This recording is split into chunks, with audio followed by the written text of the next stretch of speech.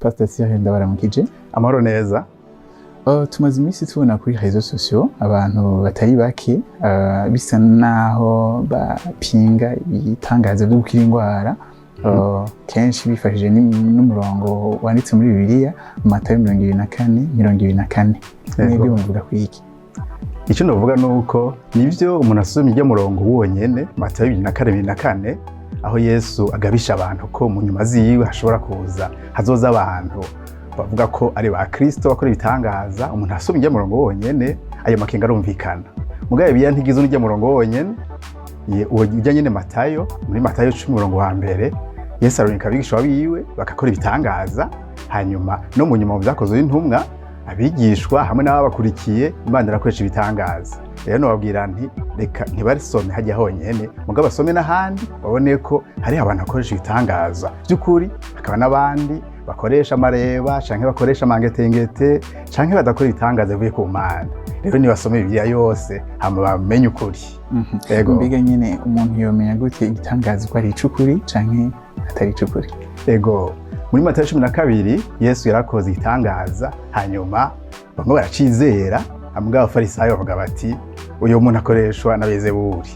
Rero muri Matayo 12:3 Yesu avuga ati nimwe muvuga ko igiti ari ciza murabiye no kuvyamwa canke ko ari kibi murabiye no kuvyamwa. Rero umuntu amenya ko igitangaza ari cukuri umuntu aravye kuvyamwa.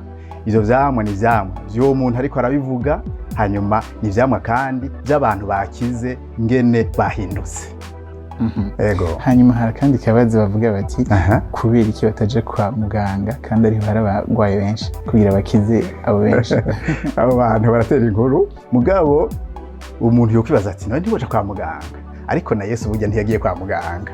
Igihe kimwe Yesu yaragiye ahantu abantu bagwariye akiza y'umuntu umwe muri Matayo muri Yohana 5:1 ushaka 9 ngo hari abantu benshi baryamye barendiye gukira, hanyuma Yesu acayikiriza umuntu umwe wonyene. Rero abo bantu bavuga ngo bategeza gushaka kwa muganga, ahubwo burya umuntu agwaye niwe agenda yumva amakuru akavuga ati hajya ahantu harakoraniye abantu bariko barumva ijambo ry'Imana, hanyuma agakenera gukira. Burya na Yesu avuga ngo none uragomba gukira, hanyuma uyu muntu abonye ko kwizera agaca mukiza. Rero ivyo bikorane abantu baza kuko banyoteye gukira, hanyuma bahuye n'ijambo ry'Imana bakizera Kristo bagakira. Ico gitangaza kiba kivuye ku Mana, hanyuma rero kuko na Yesu atategereza kuja mu bitaro mugabo rimwe rimwe yarakorera ku kibuga, akaja ku musozi, akaja ku kiyaga, abantu bakaza kuri we. Rero abagwayi ni bakwiye kuza kumuvuzi. Bisaba kwizera. Bigasaba kwizera. Ego. Ndabashimiye. Nani ndabashimiye cyane, murakoze.